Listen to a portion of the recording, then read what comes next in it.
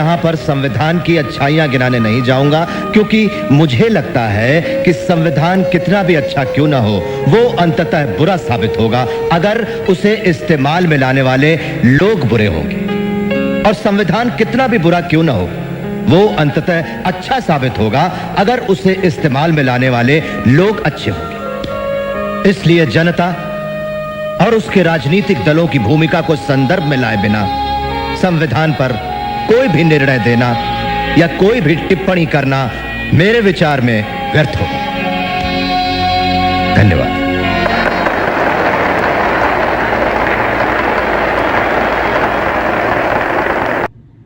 Assalamu alaikum and happy Republic Day to each and every one of you. 26th of January, 26 जनवरी। अक्सर लोग सिर्फ ये समझते हैं कि हमारे मुल्क का कॉन्स्टिट्यूशन इस दिन आया था। Today our constitution came into force.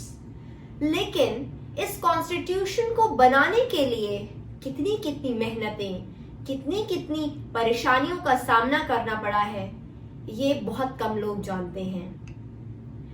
आज कॉन्स्टिट्यूशन के बारे में कुछ फैक्ट्स हम आपको इस वीडियो में बताएंगे। हमारे मुल्क का कॉन्स्टिट्यूशन, जिसको डॉक्टर भीमराव अंबेडकर ने बनाया था, उन्हें फादर ऑफ इंडियन कॉन्स्टिट्यूशन भी कहा जाता है। हमारा कॉन्स्टिट्यूशन 2 साल 11 महीने और 18 दिन में जाकर बना था। 2 साल 11 महीने और 18 दिन में हमारा कॉन्स्टिट्यूशन पूरा हुआ था। और जब हमारा कॉन्स्टिट्यूशन पूरा हुआ था, उस वक्त ओरिजिनली हमारे कॉन्स्टिट्यूशन में 395 आर्टिकल्स, 22 पार्ट्स और 8 स्केड्यूल्स थे।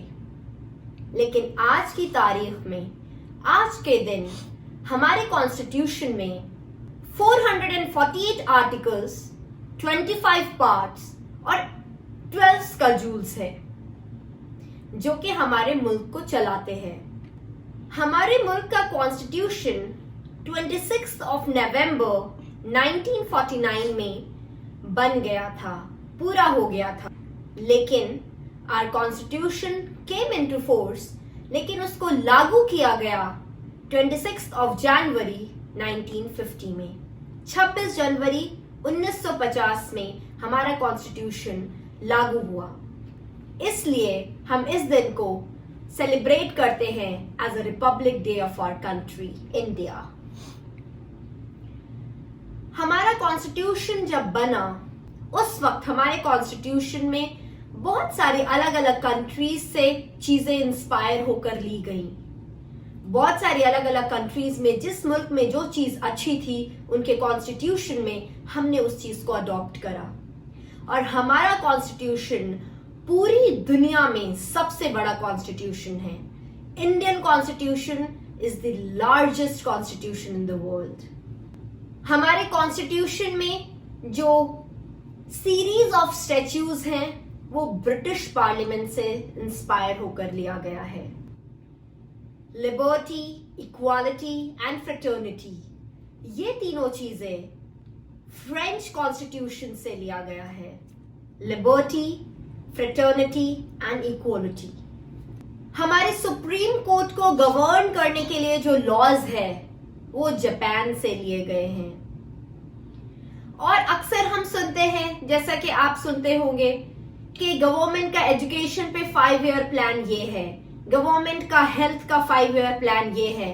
तो जो 5 ईयर प्लान है, वो हमारी गवर्नमेंट ने हमारे कॉन्स्टिट्यूशन में यूएसएसआर से लिए गए हैं। हमारे कॉन्स्टिट्यूशन का जो प्रियम्बल है, वो हमने यूनाइटेड स्टेट्स के प्रियम्बल से इंस्पायर होकर बनाया है। और हमारे मुल्क का जो प्रियम्बल है, वो अभी हम आपको पढ़ के भी सुनाएंगे। और हमारा ये मानना है कि हमारे मुल्क का कॉन्स्टिट्यूशन हर एक बच्चे को और हर एक सिटीजन को याद होना चाहिए, उसे पता होना चाहिए what is the preamble of our constitution. We, the people of India, having solemnly resolved to constitute India into a sovereign, socialist, secular, democratic republic, and to secure all its citizens justice, social, economic, and political, liberty of thoughts, expressions, belief, faith, and worship, equality of status and opportunity, and to promote among them all fraternity, assuring the dignity of the individual and the unity and the integrity of the nation. This is our preamble.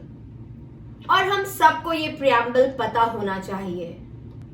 Emergency के वक्त fundamental rights का लागू नहीं होना, उनका suspension Weimar constitution of Germany से लिया गया है.